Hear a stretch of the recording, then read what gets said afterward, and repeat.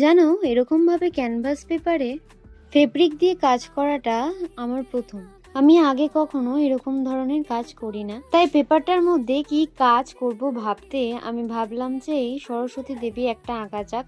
প্রথমে আমার এটা করতে সেরকম অসুবিধা হচ্ছিল না, তবে পেপারটা ক্যানভাস পেপার হওয়ার কারণে রঙের অনেকটা কোটিং আমাকে দিতে হয়েছে।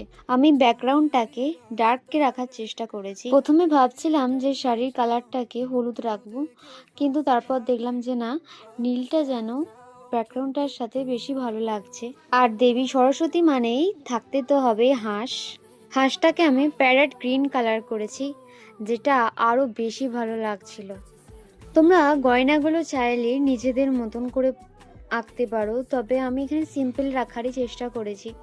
যেমন ধরো, বিনাটার মধ্যে আমি কিছু আলপনা করেছি ছোট ছোট, বেশি বড় করি না। ভাবছিলাম